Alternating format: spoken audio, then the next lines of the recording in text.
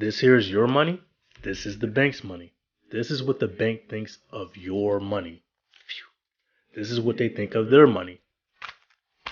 They're clutching that. Let's talk about it. Okay, so if you've been paying any attention to the news lately, you know that Silicon Valley Bank has recently failed. And then after that, Signature Bank recently failed. So what happened? First, it's a tech startup bank, which means that most of the money that goes into this bank, it comes from tech startups. So it's actually one of the largest banks in the US. So what happened is Silicon Valley Bank's customers, which are mainly startups and tech companies, they had to continue to pull money out of the bank. Now, what does this mean for Silicon Valley Bank? That means that Silicon Valley Bank actually had to sell their assets at a loss. Now, how are these two things correlated? Because when you put your money into a bank, the bank does whatever they feel like with that money. This is kind of how our economy works. This is how you're able to get mortgages and lending products and things like that. So while your money is sitting in the bank, it's not just sitting there doing nothing.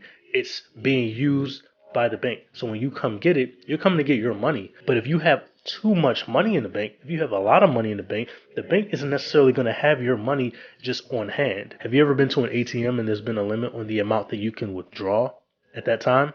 This is a similar type deal, but with Silicon Valley Bank, remember, these are tech startup companies. So these companies have a lot of money. In fact, 90% of all the money held at SVB was not FDIC insured. Now, the FDIC insures your money up to $250,000, so $250,000. So that means that the average customer at SVB had well in excess of $250,000 in that account. This is a problem because when you're coming for your money, and let's say you have $3 million, and you can't get all of that money, the only money that the FDIC ensures that you will get is $250,000. The rest of that money, you lost. You lost. The bank failed, you lost it. Sorry, come again next year. So what happened with Silicon Valley Bank is because they couldn't pay their customers out, the government took over the bank. And so the FDIC, they do what they need to do to preserve the banking industry.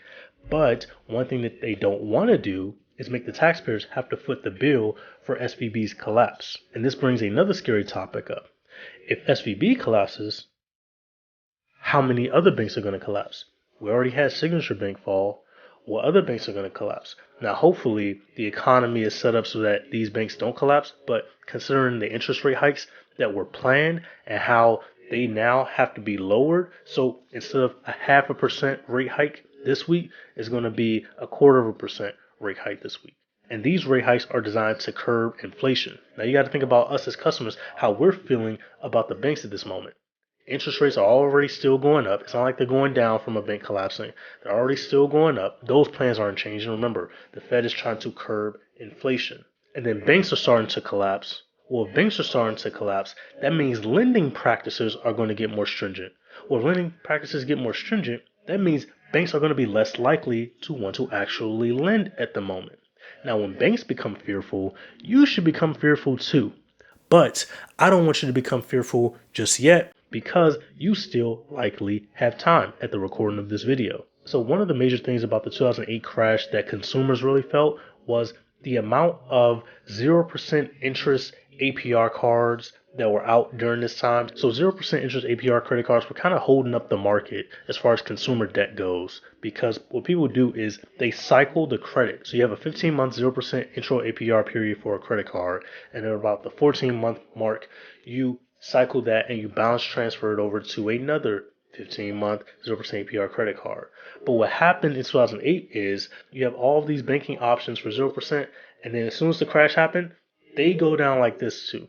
So instead of giving you 0% intro APR periods, they're not giving those at all. And if they are giving them, it's not 15 months anymore, it's 12 months. It's not 12 months anymore, it's 9 months. It's not 9 months, it's 6 months. They're going to go down on those. The same thing is essentially going to happen now with credit cycling. The same thing is also going to happen with credit limits. Banks are going to get stringent about credit limits because we are fearful, they're fearful. Remember, what happens when you put your money into a bank? They play with it. They do all types of things. They buy assets with it. They lend your money out. What if we're fearful of them lending our money out because we think we can't get our money back?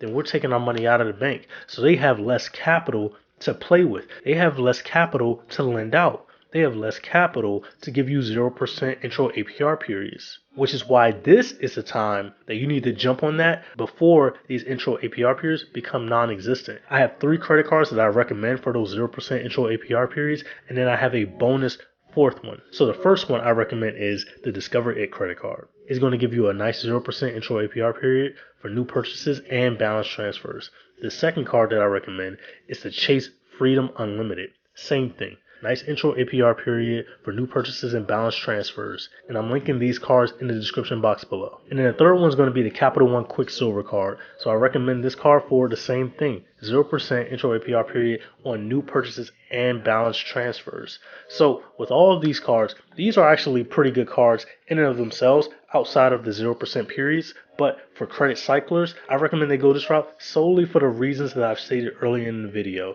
Banks are going to be fearful, you're going to be fearful. If you're fearful, then they have less capital to work with, to play around with your money, to buy assets. When they can't do that as much as they want to, then they're stricter on lending practices. When they're stricter on lending practices, the same thing that happened in 2008 is going to happen with the credit card industry.